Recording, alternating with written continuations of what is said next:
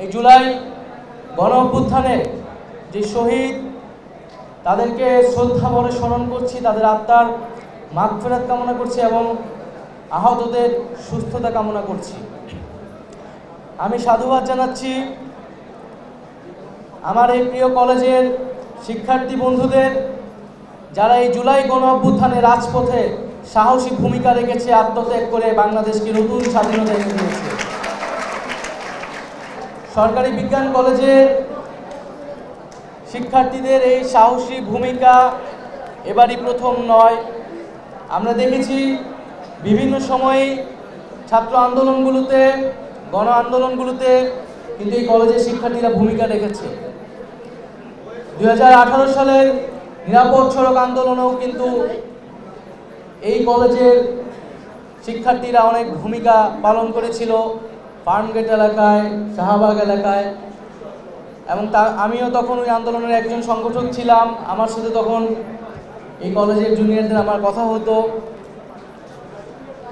তো আজকে আমরা একটা সময় পার করেছি, একটা কালো অধ্যায় বাংলাদেশের পার হয়ে নতুন দিগন্তের সূচনা ঘটেছে, নতুন সম্ভাবনার সূচনা ঘটেছে। আমরা সবাই স্বপ্ন দেখতে পারছি বাংলাদেশকে নিয়ে, এবং ছাত্ররাই এই সম্ভাবনার দরজা খুলে দিয়েছে।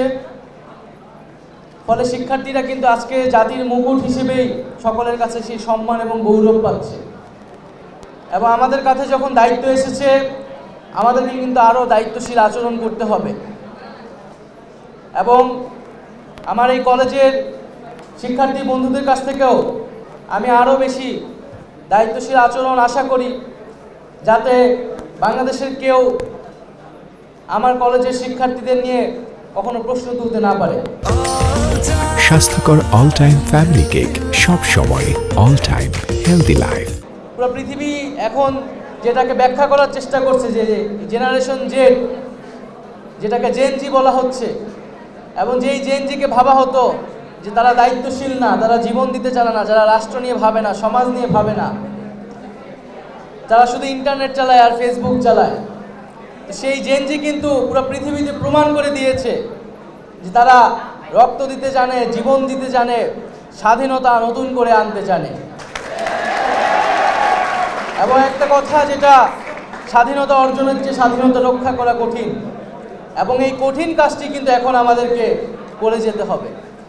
এই বিপ্লবের সুফল যাতে বাংলাদেশের প্রতিটি মানুষ পায়, সেইটা নিশ্চিত করাই আমাদের দায়িত্ব। এবং আমরা আশা করি যে আমরা যে প্রত্যাশা নিয়ে এই আন্দোলন করেছি, রক্ত দিয়েছি, সে প্রত্যাশা আমাদের পূরণ হবে এবং আমরা বাংলাদেশকে নতুনভাবে গঠন করতে পারব। আজকে অনেক দিন পরে আমি আমার কলেজে এসেছি।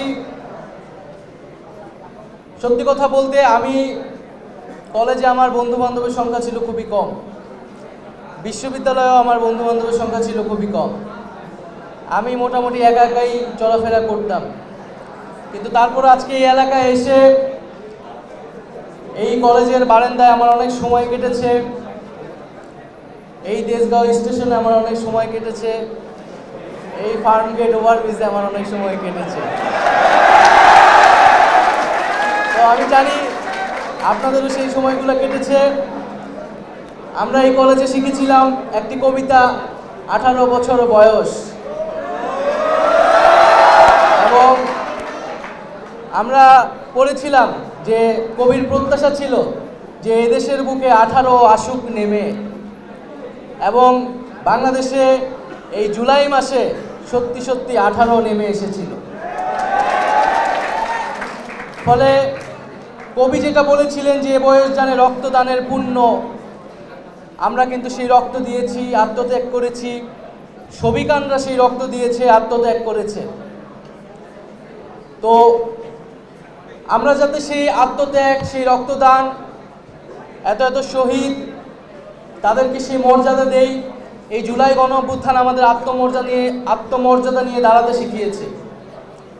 তারপরে আমি বলবো যে ছাত্রদেরকে, শিক্ষার্থীদেরকে কিন্তু নানাভাবেই বিতর্কিত করার চেষ্টা করা হচ্ছে। আমি যখন এখানে উপস্থিত হয়েছি, আমি মনে করি না আমার পরিচয় কোনো সরকারের উপদেষ্টা। আমি এই কলেজের একজন শিক্ষার্থী, আমি শিক্ষকদের কাছে আমি একজন ছাত্র এবং তোমাদের কাছে আমি বড় ভাই হিসেবে থাকতে চাই। তো আমি এর আগেও বলেছি, আমার নামের শেষে স্যার বলার দরকার নেই, মহোদয়, মাননীয় এগুলোও দরকার নেই। আমি বড় ভাই হিসেবে আছি। আমি ভুল করলে আপনারা আমাকে শুধরিয়ে দিবেন, সমালোচনা করবেন এবং ভালো কাজের জন্য সহযোগিতা এবং সমর্থন করবেন। এবং যারা বয়সে বড় আছেন, আমার শিক্ষকরা রয়েছেন, আমাদের অভিভাবকরা রয়েছেন, তারা আমাদেরকে পরামর্শ দিবেন সকলের সহযোগিতায় যাতে আমরা এগিয়ে যেতে পারি। আমরা এই গণ অভ্যুত্থানে যেভাবে কাঁধে কাঁধ মিলিয়ে সকল শ্রেণী পেশার মানুষ আজকে ছাত্রদের পিছে দাঁড়িয়েছিল, এখনও তারা ছাত্রদের উপর আস্থা রাখছে, আমরা অবশ্যই সে আস্থার মর্যাদা দিব এবং এই যে গণ অভ্যুত্থানের আকাঙ্ক্ষা, সেই আকাঙ্ক্ষা বাস্তবায়নে আমাদের সেই দৃঢ়তা আছে, থাকবে। এই গণ অভ্যুত্থানের আকাঙ্ক্ষা অনুযায়ী সরকার চলছে।